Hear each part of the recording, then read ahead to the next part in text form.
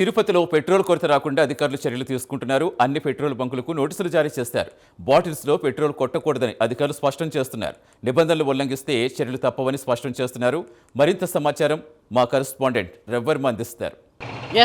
Iran యుద్ధం నేపథ్యంలో petrol diesel కొరత క్రమేణా ఎక్కువ అవుతోంది. ఈ నేపథ్యంలోనే తిరుపతి పుణ్యక్షేత్రంలో సైతం నిత్యం తిరుపతికి లక్షలాది వాహనాలు తిరుపతికి వస్తుంటాయి. శ్రీవారి దర్శనార్థం వచ్చే వాహనాలే కాక భక్తుల సౌకర్యార్థం అనేక రకాల వాహనాలు అయితే ఇక్కడ ట్రావెల్స్ అధికంగా ఉంటున్నాయి. వీటి సౌకర్యార్థం వినియోగం కూడా అదే స్థాయిలో పెట్రోల్ డీజిల్ వినియోగం కూడా నిత్యం లక్షల లీటర్లలో అయితే వినియోగం అవుతూ ఉంటుంది. ఈ నేపథ్యంలోనే కొన్ని వాహనాల పరిమితికి విధించారు. అలాగే ఇదే కాకుండా పెట్రోల్ బంకులో ఎన్నడూ లేని విధంగా పెట్రోల్ బంకులో నోటీసులు అయితే జారీ చేశారు. ముఖ్యంగా 25 లీటర్లకి మించి ఏ పెట్రోల్ కానీ డీజిల్ కానీ ఇచ్చేదానికి లేదు అని చెప్పేసి, ఆపై డీజిల్ పెట్రోల్ కావాలంటే ప్రభుత్వ అనుమతులు తీసుకోవాలని చెప్పేసి నోటీసులు అయితే విధించారు. మనం చూడొచ్చు పెట్రోల్ బంకుల్లో నోటీసు కూడా నోటీసులు అయితే అంటించారు. ముఖ్యంగా అంటే పెట్రోలు డీజిల్ కూడా 25 లీటర్లకు మించి ఎవరికి ఇచ్చేది లేదని చెప్పేసి కూడా స్పష్టంగా పేర్కొంటూ ఉన్నారు. అదే కాకుండా 200 లీటర్లు మించి ఎవరికి అంటే కొన్ని వాణిజ్యపరమైన సంస్థలు 200 నుంచి 500, 700 ఇలాంటి డీజిల్ పెట్రోల్ కొనుగోలు చేస్తుంటాయి.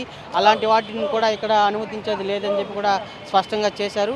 అదే కాకుండా బాటిల్స్లో వాటిలో కూడా పట్టేది లేదని చెప్పి కూడా స్పష్టంగా పేర్కొంటూ వచ్చారు.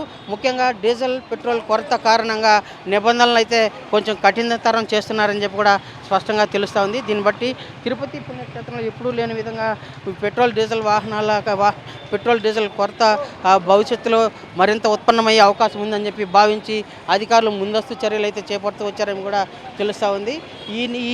దీని మేరకే ఇవాళ పెట్రోల్ బంకులో నిబంధనలు అయితే విధించారని చెప్పి కూడా తెలుస్తూ ఉంది. దానికి సంబంధించినటువంటి ఈ బంకు యజమానులు మనతో ఉన్నారు. వారిని అడిగి సార్, ఇవాళ ఎందుకు నోటీసులు పెట్టారు, ఏమని పెట్టారు, ఈ నోటీసులు ప్రధానంగా కారణం ఏంటింది?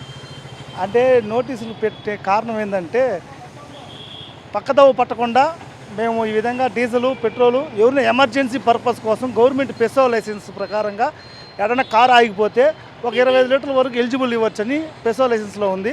అలాగే హాస్పిటల్స్ ఏదైనా కన్స్ట్రక్షన్స్ వరకు వాళ్ళకి అలాంటి వాళ్ళకి కూడా 200 లీటర్స్ బిలో వరకు ఇవ్వచ్చని అది పెసో లైసెన్స్ ప్రకారం మేము ఇక్కడ వచ్చే కస్టమర్లకి సలహా ఇస్తున్నాం. అంటే ఇలాంటి నిబంధనలు ఎప్పుడైనా పెట్టారా? ఇప్పుడే ఫస్ట్ టైం పెట్టడమా?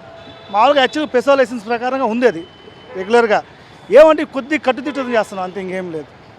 అది ప్రధానంగా అంటే ఉన్న భవిష్యత్తును దృష్టిలో ఉంచుకొని డీజిల్ పెట్రోల్ కొరత వచ్చే అవకాశం ఉంది కాబట్టి ఫుల్ ఫ్లెడ్జ్డ్గా పెట్రోల్ డీజిల్ వచ్చే అవకాశం లేదు కాబట్టి దీన్ని దృష్టిలో ఉంచుకొని ఇవాళ డీజిల్ పెట్రోల్ కొరతను దృష్టిలో ఉంచుకొని అందరికీ అసలు అందుబాటులో ఉండాలనే భావంతోనే ఇలాంటి నిబంధనలు ప్రవేశపెట్టామని చెప్పేసి కూడా పెట్రోల్ బంక్ యజమానులు అయితే స్పష్టం చేస్తున్నారు.